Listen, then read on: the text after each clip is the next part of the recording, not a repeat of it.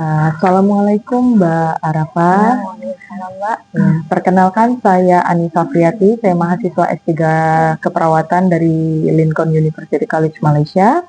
2 minggu lalu saya sudah melakukan paparan, kemudian ini kita sudah janjian ya untuk melakukan wawancara terkait kepakaran Mbak Arafa sebagai seorang IT, seperti itu. Izin kalau boleh tahu Mbak Arafa sudah berapa lama kerja di RSUD Siti Fatimah? Kalau kerja di RSUD itu sudah hampir 4 tahun lebih, tapi di IT-nya baru sekitar 3 tahunan. 3 tahunan, baik. Kita langsung mulai ya, Mbak Arafa, terkait temanya perspektif Mbak Arafa sebagai IT tentang penjualan obat-obat herbal ilegal di e-commerce atau marketplace atau toko online seperti itu. Menurut pandangan Mbak Arafa, bagaimana sih perkembangan e-commerce di Indonesia ini? Kalau menurut saya perkembangan e-commerce di Indonesia itu sangat pesat ya sampai sekarang. Berbagai barang jenis makanan, termasuk salah satunya obat, itu sangat-sangat mempermudah masyarakat kita semua untuk mendapatkannya dengan mudah, dengan santai, dan juga gampang, tinggal kita di rumah dan barang sudah sampai. Okay. Selanjutnya, menurut pendapat Mbak Arafa, bagaimana sih e-commerce ini bisa menginfluence orang-orang tuh jadinya punya habit atau kebiasaan seperti itu untuk membeli produk-produk kesehatan, khususnya kesehatan, misalkan obat herbal ilegal. Menurut sisi IT, kenapa sih orang-orang tuh sampai pengen banget belinya tuh harus di e-commerce? Mungkin karena ini ya Mbak, kali salah satunya adalah kemudahan tadi, kemudahan dalam mendapatkan suatu hal, sehingga kita tuh nggak perlu repot-repot yang kayak datang ke rumah sakit atau klinik-klinik terdekat. Dan sekarang kan ada fitur yang namanya konsultasi dokter online. Mungkin dari situ teman-teman bisa mendapatkan diagnosa dengan mudah, dan mungkin dari situ juga diagnosa yang didapat dan menghasilkan juga jenis obat apa yang dia harus konsumsi gitu, seperti itu. Okay. Baik. Dari perspektifnya Mbak Arafa terkait penjualan obat-obat ilegal atau yang tidak terregistrasi melalui BPOM ya, khususnya obat-obat herbal ini di e-commerce atau platform itu seperti apa? Maksudnya di sini adalah dari sisi IT. Banyak nggak penjualan secara bebas seperti itu, dan kenapa bisa mudah dengan menjual barang-barang yang tidak terregistrasi di platform seperti e-commerce? Mungkin itu apa ya? Saya nggak menyalahkan salah satu e-commerce atau gimana. Mungkin itu adalah sedikit kelalaian dari e-commerce itu sendiri. Mungkin pada saat melakukan registrasi, adapun informasi yang sudah penjual inputkan di situ, yang bisa saja informasi itu ada sedikit kebohongan di dalamnya, sehingga tidak terfilter secara matang oleh e-commerce itu sendiri. Gitu. Baik. Berdasarkan pengalamannya Mbak Arafah ya, bagaimana sih biasanya obat-obat herbal ilegal ini didistribusi atau dipromosi melalui digital platform? Mungkin promosinya itu lebih ke buzzer mungkin kali ya, Mbak. Buzzer, ada beberapa orang yang mungkin tim dari mereka itu mempromosikan, tidak hanya dari e-commerce, bisa juga kita temuin dari kayak kolom komentar di platform sosial media lain, seperti itu kan. Terkadang di situ ada orang-orang yang mempromosikan obat pelangsing misalnya, seperti itu. Jadi kan mereka dengan mudah mendapatkan target-target orang-orang yang kira-kira ini orang yang tepat untuk kita targetkan. Gitu. Dari tema selanjutnya, ini perspektif IT dalam bisa nggak kita memonitoring dari resiko-resiko terhadap penjualan obat herbal ilegal. Nah, menurut pendapatnya Mbak Arafa, bagaimana sih sistem e-commerce dan regulasi digital kita ini bisa memfilter seperti untuk barang-barang yang kita katakan non BPOM? Mungkin itu lebih ke pembelajaran lebih mendalam kali Mbak ya, secara IT-nya. Itu mungkin lebih ke pengembangan e-commerce itu sendiri, dan kami sebagai masyarakat mungkin sedikit mengenal tipe-tipe orang-orang yang penjualannya itu tidak melakukan perizinan itu. Tapi kan kita sebagai masyarakat mempunyai keterbatasan secara ilmu, secara mungkin bisa dikatakan kekuasaan, sehingga kami hanya bisa mereminder teman-teman yang lain supaya untuk tidak tergoda dengan promosi-promosi yang kita temui saat ini. Selanjutnya pertanyaannya adalah, menurut pandangan Mbak Arafah sebagai seorang IT, itu bisa nggak sih secara teknikal tantangan untuk mendeteksi atau misalkan menghapus platform-platform yang e-commerce yang nakal menjual barang-barang ilegal itu bisa nggak? Ada nggak cara kita sebagai seorang IT? Caranya itu pasti ada. Tapi kalau untuk melakukannya secara manual itu pasti kita sudah menghapus yang sini nanti muncul lagi. Pun kalau misalnya secara sistem sudah diberantas semua, tapi kan secara orang-orang yang mereka itu lebih licik bisa dikatakan, walaupun kita sudah membahasnya sebagian, pasti sebagiannya akan muncul lagi. Jadi untuk membahasnya secara menyeluruh mungkin cukup sulit, tergantung dari sebenarnya kemauan kita juga untuk mengingatkan teman-teman sekitar, mengingatkan orang-orang sekitar, masyarakat luar untuk jangan tergoda. Gitu.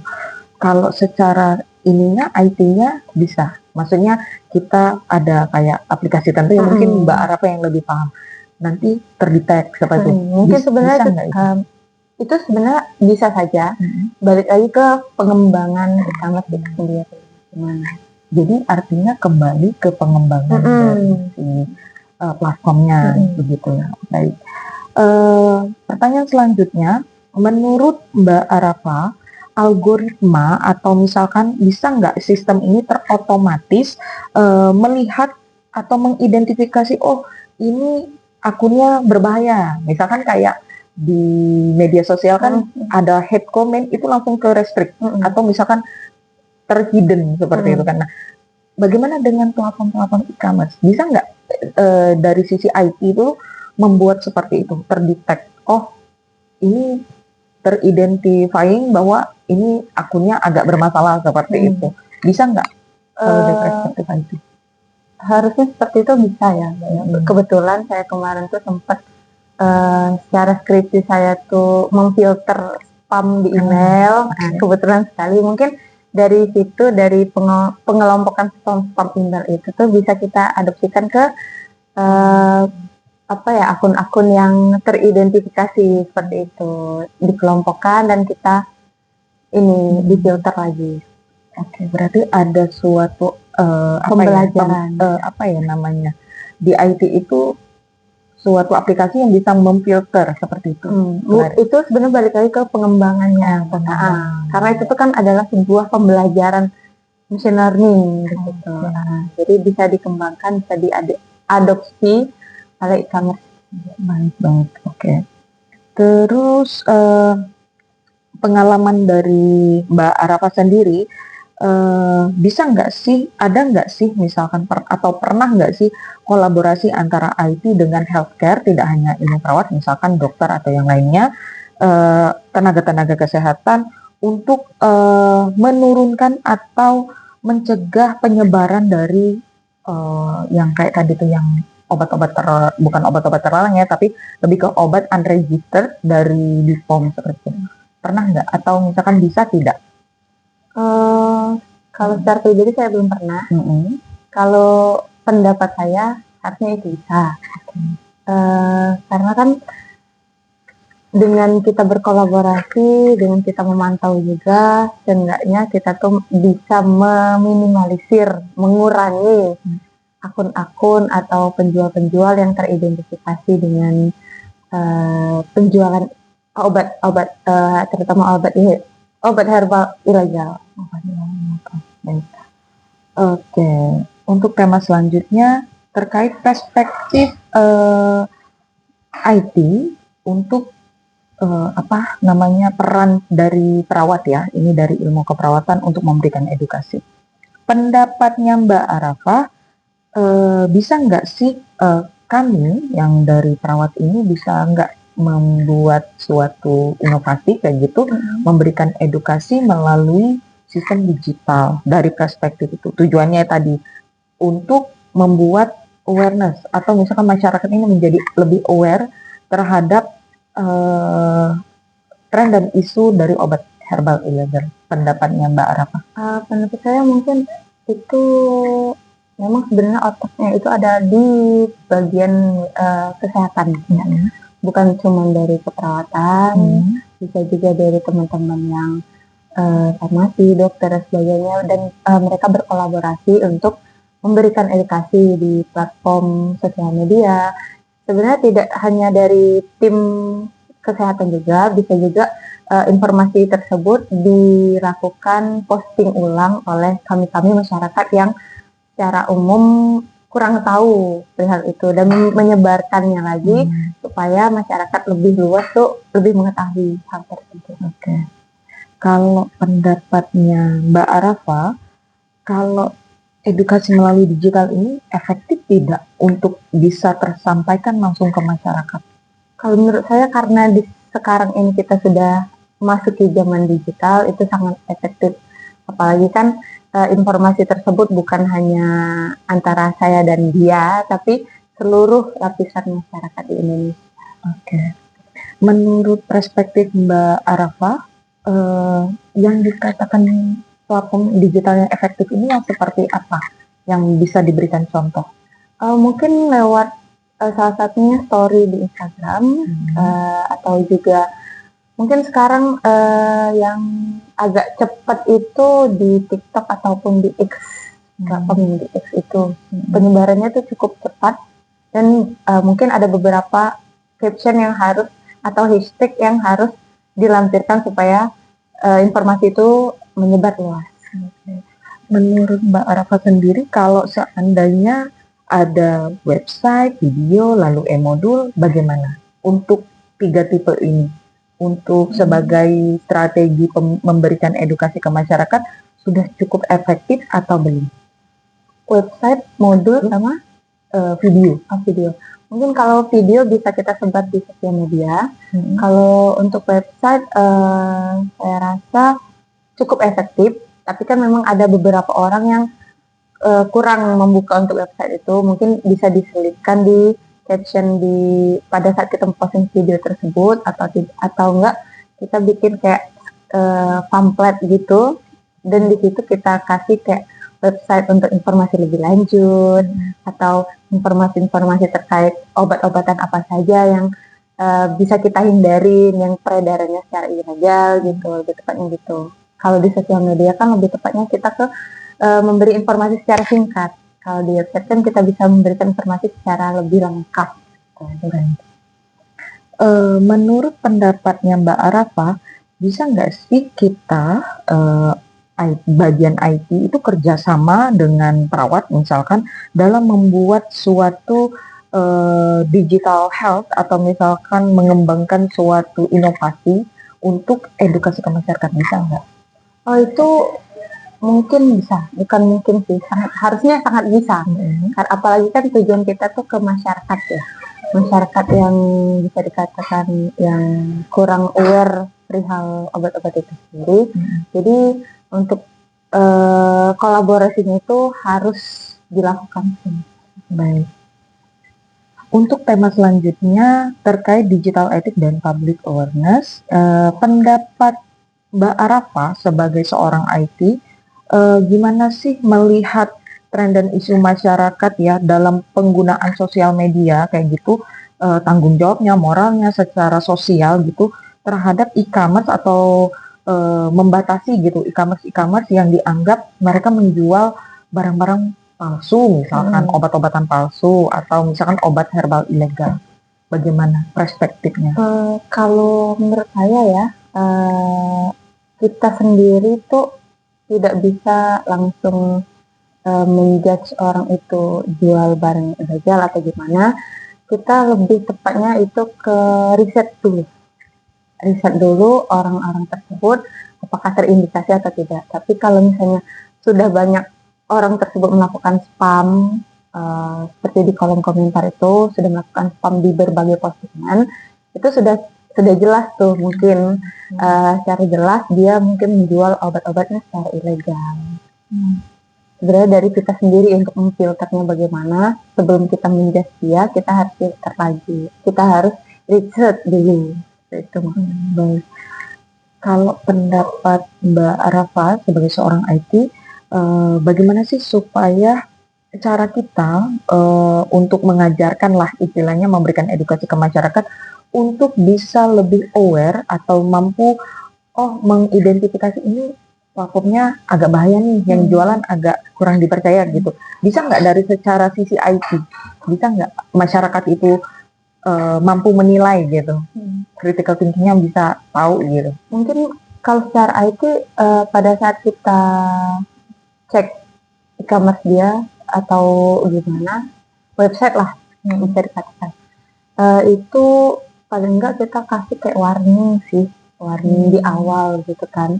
Kalau secara IT-nya. Namun kalau secara e-commerce atau secara platform lain itu mungkin bukan keterbatasan sih, kayak gimana yang katakan itu ya. Kayak Ada itu kan batasan. iya ada batasan antara platform ini sama kita sendiri sebagai IT. Kita kan juga nggak bisa langsung apa ya masuk ke situs itu karena kan itu kan juga ilegal gitu. Mungkin dari sisi IT-nya mungkin lebih ke ini sih, kayak edukasi secara sosial media saja. Oke, pertanyaan selanjutnya, menurut pendapat perspektif Mbak Arafa sendiri, orang-orang itu bisa nggak sih tahu bahwa atau orang lain itu bisa nggak melihat oh dia habis belanja dari yang platform ini, platform X misalkan. Terus apakah seorang IT itu juga bisa melihat data-data pembelian-pembelian seperti itu? Atau ada data security-nya kayak gitu? Bisa nggak? Atau ada resiko privasinya dalam pembelian obat-obat tersebut bisa terlihat dari gambaran IT, misalkan di sistem seperti itu. Kalau dari sisi IT yang tidak terlibat langsung mungkin cukup sulit karena kan kita harus masuk ke bagian belakangnya dulu, tapi kan itu secara ilegal berarti tadi. Kalau secara mungkin IT yang tergabung di e-commerce tersebut, itu dengan mudah kita tahu siapa yang mendaftar sebagai penjual, siapa yang menjadi pembeli. Dan sekarang kan orang-orang itu sudah sedikit pintar ya Mbak ya. Kalau misalnya ada orang yang membeli di akun tersebut, kan bisa saja di resinya itu tidak disebutkan apa jenis barang gitu kan, deskripsi. Ya. Dan balik lagi ke secara kasat mata kita tidak bisa melihat apa itu barang itu, tapi secara sistem yang secara IT yang tergabung di e-commerce itu kita tahu sebenarnya barang apa yang diberikan ke pembeli. Oke, artinya e-commerce itu sebenarnya bisa ya merestrik platform-platform yang sifatnya nakal menjual barang-barang yang obat herbal ini. Ya, harusnya bisa karena mereka kan nyimpen database, nyimpen data-data dari yang barang-barang itu, data-data dari yang mereka sudah inputkan di e-commerce itu. Jadi harusnya e-commerce itu yang penting. Baik, 2 pertanyaan terakhir ya. Mbak, menurut Mbak apa ya, saran apa yang bagus gitu dari perspektif IT untuk bisa meningkatkan efektivitas dari edukasi digital ini untuk kita kaitkan dengan bahaya dari pembelian obat-obat herbal ilegal? Saran apa? Yang bagusnya edukasi atau inovasi kayak gitu? Mungkin edukasinya itu lebih kayak video singkat kali ya. Kalau mungkin kayak apa sih namanya, pamflet atau poster itu tuh kayak kurang menurut saya. Kalau dalam bentuk video kecil mungkin itu bisa mengajarkan kita, apalagi kan kita tuh kalau masyarakat sekarang tuh kan belajarnya lewat visual ya, lewat visual, lewat suara. Mungkin di situ tuh ada ketertarikan sedikit, dan juga menurut saya video yang untuk mengedukasi itu dibuat secara menarik supaya masyarakat tertarik untuk menontonnya, tidak yang monoton. Baik. Oke, pertanyaan terakhir. Menurut Mbak Arafa, perspektif sebagai seorang IT itu teknologi yang seperti apa atau digital yang seperti contohnya apa yang bisa mensupport tenaga kesehatan ini untuk melakukan edukasi kayak gitu di platform apa? Contoh-contohnya. Mungkin karena saya mungkin pengguna TikTok kali, di TikTok aja. Karena kan di TikTok itu kan nggak cuman orang dewasa tapi juga anak-anak kecil juga. Nah, di situ yang kita bahayanya kan. Anak-anak kecil itu kan, apalagi usia-usia yang remaja itu kan bisa saja tergoda dengan penawaran dari akun-akun yang di kolom komentar, itu bisa saja tergoda, sehingga target utama mungkin kalau di TikTok itu adalah remaja menuju dewasa. Gitu. Baik, alhamdulillah ini pertanyaannya sudah selesai. Mungkin ada tambahan lagi dari Mbak Arafa?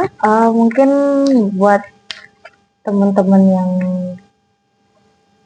tim kesehatan, untuk mengedukasinya itu dibuat video secara singkat saja, dan buat secara menarik, karena kan target kita itu kan penggunanya itu remaja ke atas. Karena kenapa saya menargetkannya itu remaja ke atas, karena kan pemikiran mereka itu enggak ini ya, masih labil mungkin ya, bisa dikatakan masih labil, sehingga dengan mudah mereka tuh terpengaruh. Mungkin itu. Baik, terima kasih atas saran dan masukannya Mbak Arafa. Terima kasih, alhamdulillah wawancara kita sudah selesai pada pagi hari ini.